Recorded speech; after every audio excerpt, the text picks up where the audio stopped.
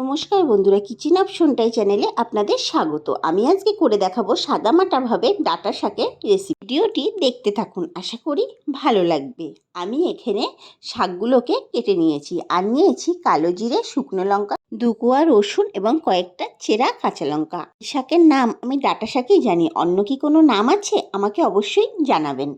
এদিকে আমার কড়াইতে তেল গরম হয়ে গেছে, তার মধ্যে দিয়ে দিলাম কালো জিরে, শুকনো লঙ্কা এবং 2 কোয়া রসুন। এখন আমি কেটে রাখা শাকগুলো কড়াইয়ের মধ্যে দিয়ে দিচ্ছি। তার মধ্যে আমি এখানে 5টা চেরা কাঁচা লঙ্কা ব্যবহার করেছি। এরপর দিয়ে দিলাম পরিমাণ মতো লবণ এবং হলুদ। এরপর শাকটাকে ভালো করে কষিয়ে নিচ্ছি। এখন আমি কড়াইটাকে 10 মিনিটের জন্য ঢেকে দিচ্ছি। গ্যাসের ফ্লেমটাকে এই সময় একদম লো করে দিয়েছি। 10 মিনিট পর ঢাকনাটা তুলে শাকটাকে ভালো করে নাড়িয়ে নিচ্ছি। আবারও আমি 5 মিনিটের জন্য ঢাকা দিয়ে দিলাম।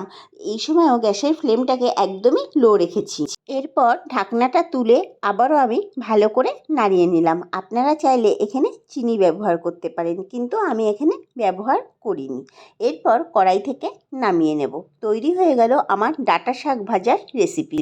গরম গরম ভাতের সাথে পরিবেশন করে দেখবেন, আশা করি ভালো লাগবে। ভিডিওটা কেমন লাগলো আমাকে অবশ্যই জানাবেন। যদি ভালো লেগে থাকে একটা লাইক, শেয়ার এবং চ্যানেলটিকে সাবস্ক্রাইব করে দেওয়ার অনুরোধ রাখলাম। আর ফেসবুক পেজ থেকে যদি দেখে থাকেন, পেজটিকে ফলো করে দেওয়ারও অনুরোধ জানালাম।